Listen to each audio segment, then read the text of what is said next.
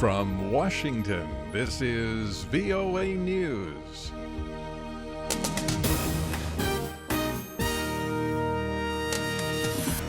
I'm Dave DeForest reporting terrorist strike Turkey. A suicide bomber affiliated with the Islamic State group blew himself up in Istanbul Tuesday, killing at least 10 people, 9 of them German tourists. 15 people were wounded in the attack. Bütün terör örgütlerine karşı olduğu gibi DAEŞ'e karşı da Turkish Prime Minister Ahmet Davutoglu pledged to fight the IS until it no longer remains a threat to Turkey or the world.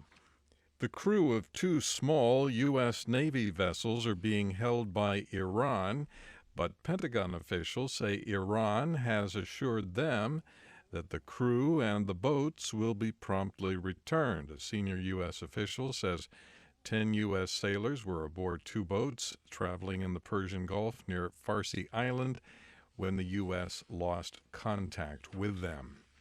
German police arrested more than 200 far-right extremists who went on a rampage in the eastern city of Leipzig, setting cars on fire and damaging property. The anti-immigrant violence began late Monday. A new study says more than half of the children in South Sudan are currently not in school. That's the highest proportion of any country in the world.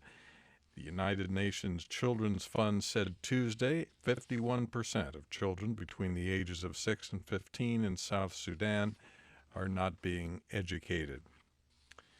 For the 7th and final time of his presidency, Barack Obama will stand before Congress this evening, just hours from now, and deliver a State of the Union address. Mr. Obama likely will not lay out specific legislative proposals for Congress. He is expected to call on lawmakers to take care of unfinished business before he leaves office.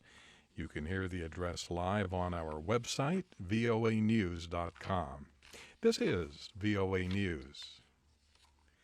The United Nations says it expects agencies to deliver more aid this week to tens of thousands of starving people in Madaya and other besieged Syrian cities. Lisa Schlein reports. Representative for the UN Refugee Agency in Syria, Sajid Malik, traveled on the first convoy to reach Madaya.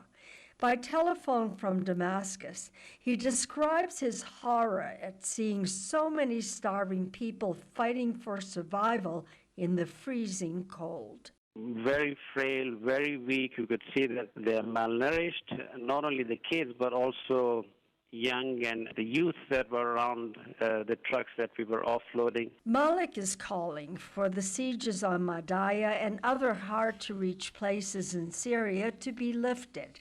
Lisa Schlein, Geneva. And the United Nations is calling for a major humanitarian aid effort to cope with the Syrian refugee crisis. UN humanitarian and development agencies appealed Tuesday for $7.73 billion in new funding for 2016 to help 22.5 million people in Syria and across the region.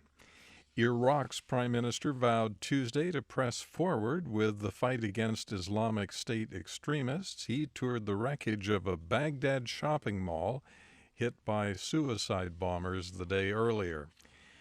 The top U.S. officials reaffirmed their security commitment to the Philippines on Tuesday. They applauded a ruling by the Philippine Supreme Court to uphold a defense accord with the U.S.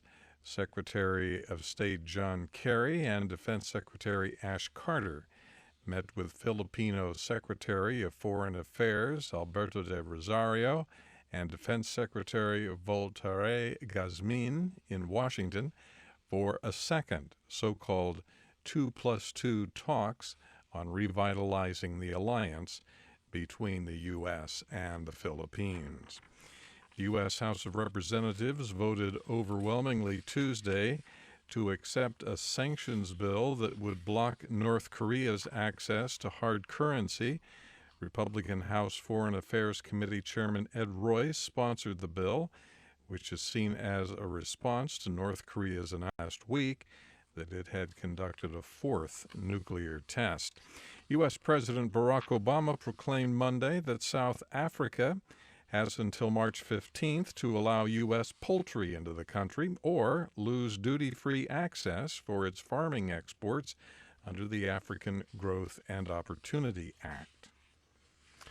Kentucky Senator Rand Paul says he will not take part in Thursday's Republican primary debate after it was announced that he and former business executive Carly Fiorina would not be included in the main group of candidates. The Fox Business News cable news network said it decided to shift Paul and Fiorina from the so-called top tier to the lower tier of candidates. I'm Dave DeForest. That's the latest world news from VOA.